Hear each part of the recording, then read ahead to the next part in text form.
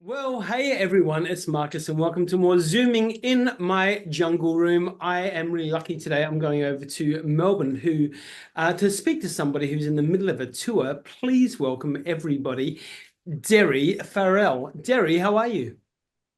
Good, not too bad, Marcus. Thanks for chatting with me today. So your tour, obviously the Daoiri Farrell 2025 Australian tour has already kicked off. It started on the 17th of April, running right until the 4th of May, which is just next week.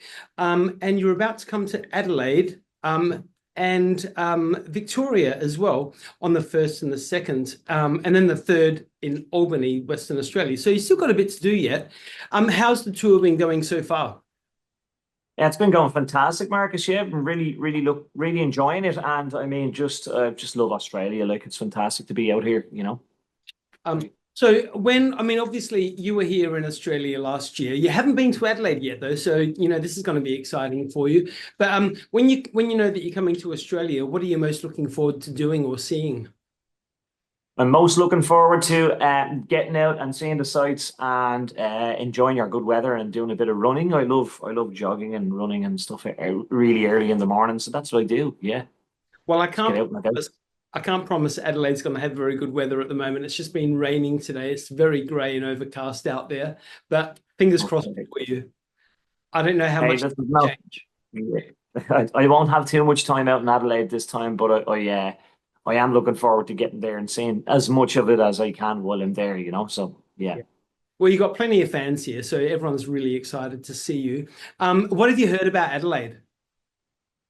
I've heard I haven't heard much about it because I've just been traveling really heavily the last couple of days, so I haven't really been heard too much. So kind of hoping that I might learn a little bit about it today from you maybe, or that kind of thing. Yeah. I will definitely flick you through a list of the things that you must do in that small bit of downtime that you might have. Obviously, you're playing the Trinity sessions, which is an incredible old church. The acoustics in there are incredible. So you're going to love the space. Um, That's correct, actually, Marcus. I've heard that this is a really special venue, and I'm looking forward to that. Yeah. Brilliant. So have you done anything fun so far on the tour? Oh yeah, yeah. I mean, now my idea of fun and your idea of fun might be different, but like I mean, like yeah, just kind of getting out just to see places. And what I'll do is, if I get to a place and I know I've got some time, I'll just have a look at on a map and I'll just say, okay, I want to go there, and then I'll just go there. Be it if I put on my trainers and jog there, or if I jump into the car and drive, or maybe even get some public transport, just and go and just check out these places. Like, I mean, Google Maps is a fantastic thing, and I've got a lot of friends in a few different places, a lot of friends here to visit while I'm in Melbourne and especially Sydney. I mean, God knows like that there's lots of people there that are from Ireland, and it's nice to see them. So it's an awful lot of the time it's kind of visiting people that you know from home who are over here trying to make a living for themselves and stuff like that.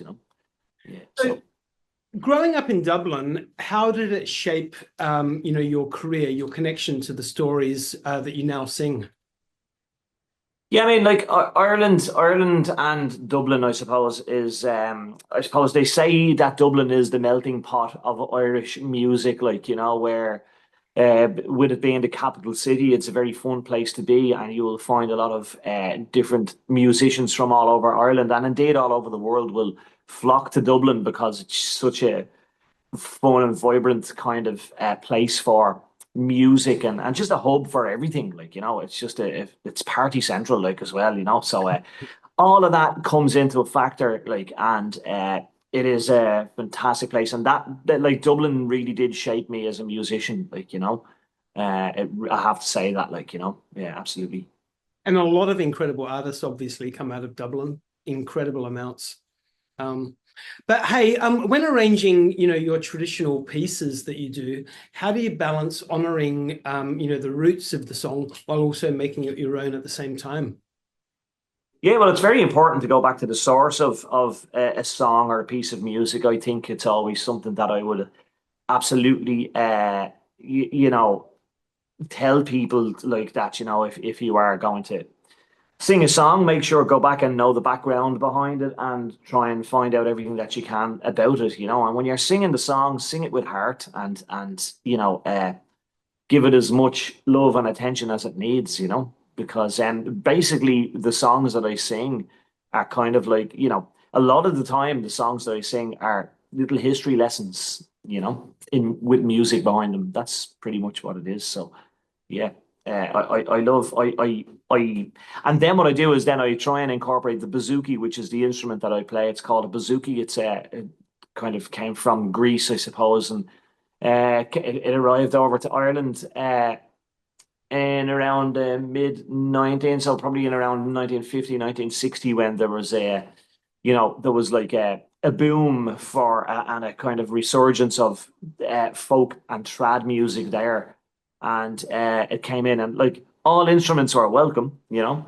Yeah. as was everybody was welcome, like you know, to Ireland, and yeah, it's just kind of it took it's set itself up. It's just a beautiful instrument for backing music and songs, and I really love it. So I grew up listening to it, you know. So obviously when you were growing up and listening to the music back then to the music that is often played now in Dublin, how has it changed? How has it evolved? Um,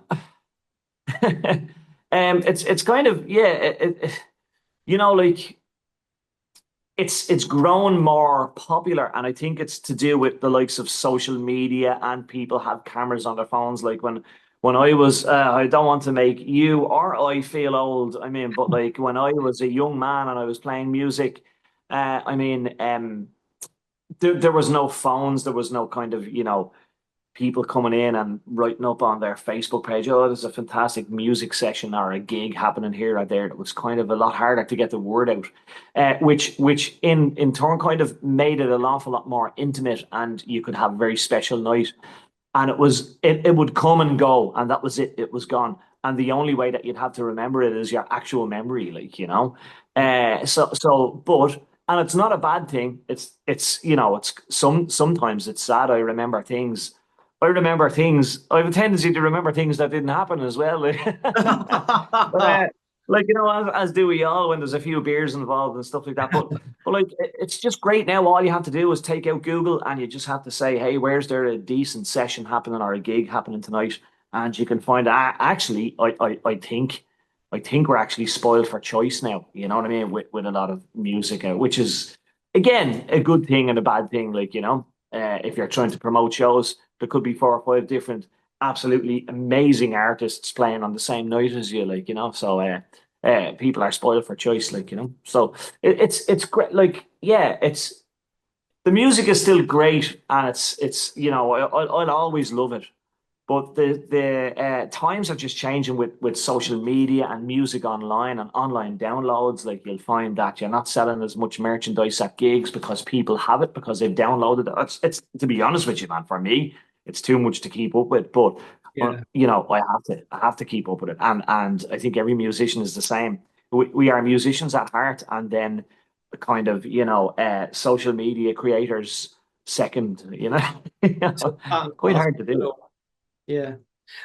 Hey, so I mean, obviously, you're very much known for keeping that traditional music alive. What does that actually mean to you? Yeah, it means it's very odd actually, because I kind of just started out singing and that was it. Like, that's all I knew. But now people tell me all the time how special my music is, and that's a wonderful thing to hear. But it took a while to get used to, because I just kind of wanted to sing, genuinely just wanted to go and sing, and that was it. And but now, sometimes for Irish people, and you'll find this as the more Irish people that you interview, sometimes for Irish people, it's a little bit more difficult for an Irish person to take a compliment, But you have to just let people. When I go to the gigs, it's as important for me to go and meet the people who come to the gigs, because normally they're intimate venues like the one that I'm going to play on Friday. And a lot of times it's very important to go and say hello to the people afterwards and stuff like that. That's as important, like I say, as the performance itself, like, so. And it's a wonderful thing. And look, I love talking to people. I love talking, full stop. So it's easy for me to do. Hey, let's do a personal question. What is one thing that your fans might not know about you? What's the surprise? Maybe they wouldn't know that in another life I was a fully qualified electrician who worked building sites in Dublin for probably 15 years. And then those people who knew me back then, they would not have known that I was a musician because it would not be something that I would have brought into work with me when I was working. So I was a fully qualified professional kind of electrician who would be working on building sites and probably be telling 20 people in the morning at 7:30 a.m., hey, you need to go here and do this, and you need to go and do that. And it was kind of it was a completely different life, and it took so long to morph into who I am now, and I don't think I'd ever go back. So yeah, there you are. That's funny. I was just going to ask you that. Is there any time that you sit back and reflect on those days, thinking, "Oh, you know what? I'd like to dabble in that again," but obviously not. But I do reflect on those days, though, Marcus. It's very important, I think, to do that, and it's a really great thing to have that. I think that made me who I am today as a musician. Actually, being that person, being Daoiri Farrell, the electrician, because it kind of gave me a feel for a different. It's actually a different world. Like it's a completely different world.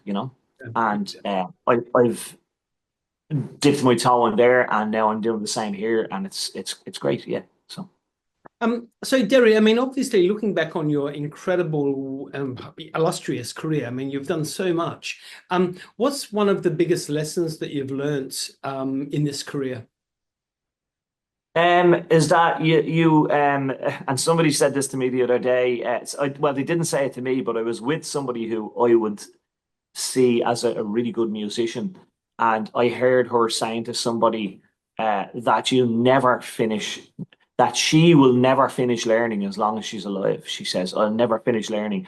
And there'll always be something that will come along in the music, be it in the music or the music industry or something like that, that will absolutely blow your socks off. And you'll go, whoops, I didn't know that. And I'm glad that I lived another day to learn that, that kind of thing. So yeah, you'll never be finished learning is one of those, is something that always pops into my mind in the morning when I wake up. I kind of say, oh, I wonder what lesson I'm going to learn today. So yeah, that's it.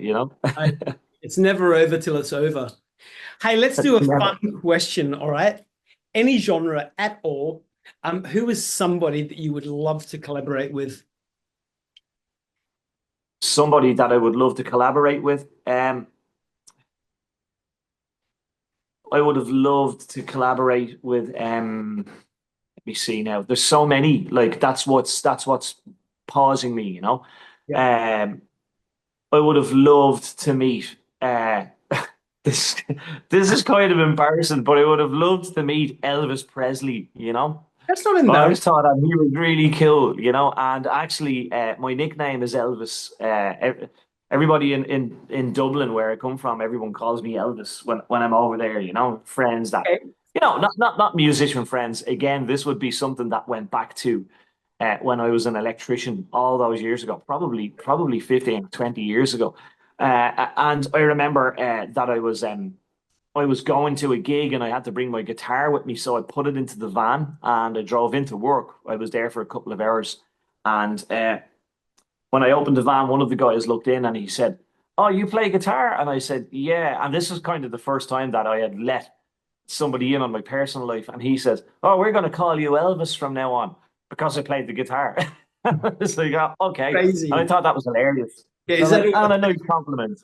He never it- even heard me playing the guitar. He never even heard me playing it. So he didn't have a clue. But he just said, I'm going to call you Elvis now because, and that was it. And the name just stuck. It just stuck. And that was it. Elvis. Yeah. So I've been known as Elvis ever since. go with it? Just go with it. Hey, Absolutely, man. Yeah. obviously last year you did a tour about the same time as now, around Australia, but first time in Adelaide. But what can we expect this time around from the tour? I suppose kind of, more of the same. Like I'm experimenting with different songs and stuff. Obviously, like kind of, always learning and always kind of experimenting with different songs. And I've got like yeah, I feel like I'm more comfortable out here this time. I felt like I just feel like I'm a bit more comfortable and a little bit more at ease this time around. Uh, Last year when I came out, I had you know, we had a couple of new babies in the house, and Oh, it wow. was very, very hard to leave them. But they kind of this year, and I know it's only 1 year in the difference, but they kind of understand, this time around, and that's putting me at ease. So I don't feel so bad being away from them for so long. And with the likes of this kind of, just pick up the phone and call them anytime that you're feeling that you're missing them or whatever.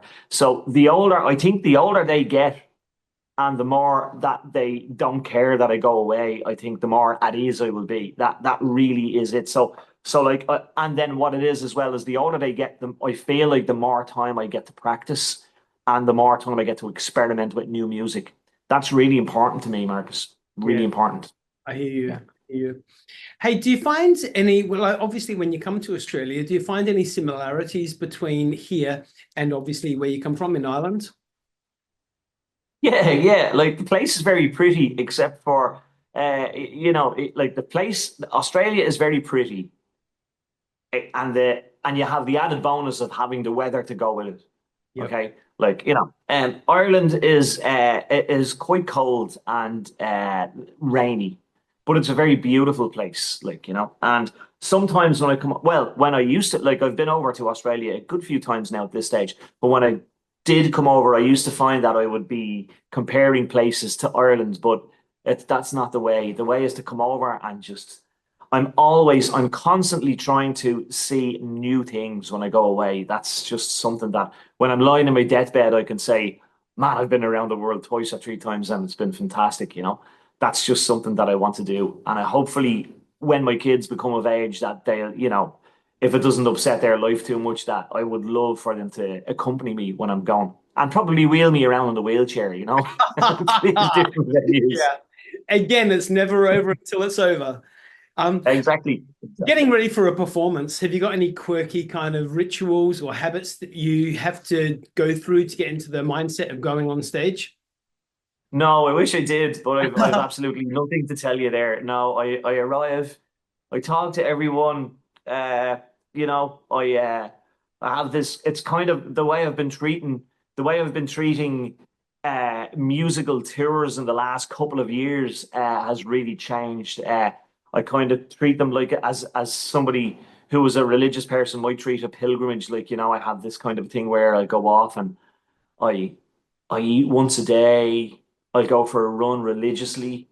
I'll go and try and see new places. Try and make as much in it. I don't drink. That's something that I do. I do take a drink, but I don't drink when I'm on the road. I think that's really important, especially because I'm just one person.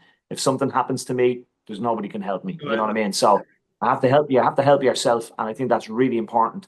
So I will leave the drinking thing until I'm having a glass of wine with my dinner at my own kitchen table, that kind of thing. So, but it allows me to get up in the morning and absorb the most out of the day because I'm just full of energy, and I try and put that to the audience like as best I can. And the way to do that is to be well and energized and happy. That's what I try and do. Well, there are four shows left of the tour. 1st of May in Victoria, 2nd of May right here in Adelaide, 3rd of May in Albany, WA, and then the 4th of May in Perth. It's like back to back. No wonder you're not going to have any time to experience Adelaide properly. But when you do hit town, if you need any tips of the cafes or the restaurants, maybe not the bars, or the zoo, the Botanic Gardens, send me a hi and I'll hook you up with all these amazing places that Adelaide's got to offer. But Daoiri Farrell, congratulations on such a successful tour so far. The reviews have been amazing. For those of you that haven't seen the show yet and it's heading your way, get out and grab your tickets. I'll put the link in the post above. Daoiri, what an absolute pleasure chatting to you. And I hope you're going to be back in 2026.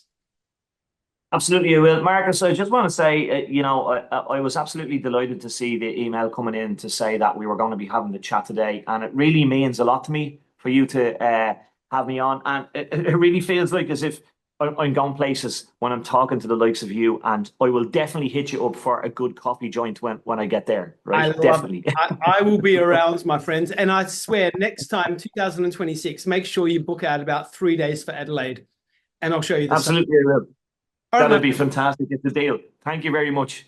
Derry, what an absolute pleasure chatting, and I will speak to you very soon. See you, my friends. Bye. Slán. Slán.